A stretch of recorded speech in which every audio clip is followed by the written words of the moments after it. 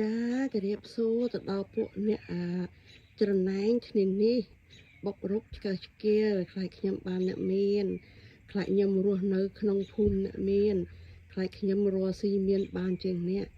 ខ្លាចខ្ញុំនឹងស្អាតជាងអ្នកខ្លាចក្រុមគ្រួសារខ្ញុំនឹងបានអ្នកមានចាសូមជូនវីដេអូទៅដល់ពួកអ្នកច្រណែងគ្នានេះផងចានេះចំពោះអ្នកដែលច្រណែងគ្នានេះចាក់រុកនាងខ្ញុំការនាងខ្ញុំធ្វើការជាមួយចាមួយចំនួនតូចចាមិនមែនទាំងអស់ទេចាគឺជូនទៅមួយចំនួនតូចហើយនាងខ្ញុំនិយាយគឺនាងខ្ញុំ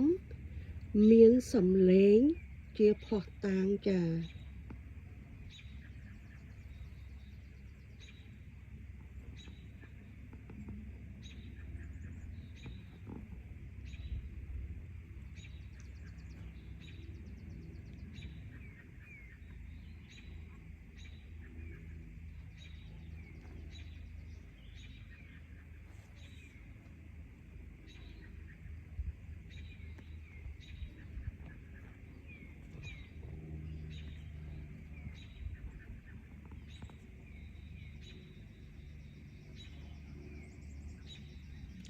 ក្នុងថ្ងៃនេះក្តៅចាមេឃបើកថ្ងៃល្អក្នុងថ្ងៃនេះចា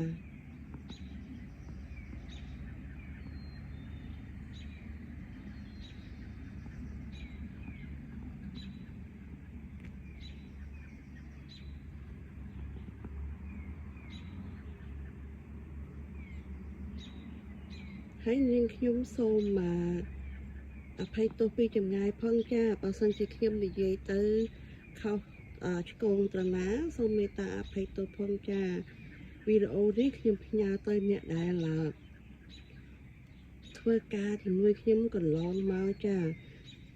មួយចំនួនតូចដែលច្រណែងនឹងនាងខ្ញុំចាធ្វើឲ្យខ្ញុំបាត់ការងារដោយសារតែភាពច្រណែន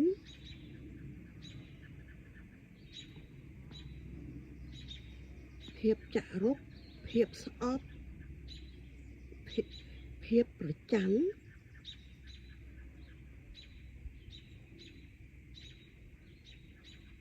អរគុណអ្នកដែលខំឆ្កឹះឆ្កៀលទាំងប្រមាណចាអរគុណ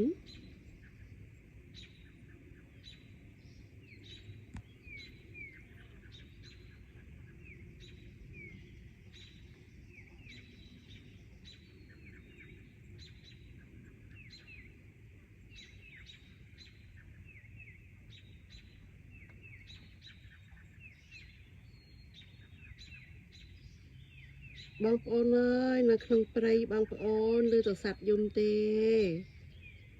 អត់ឮសំឡេងមនុស្សឬក៏ឮឡានដើរតាមខ្នល់ទេចា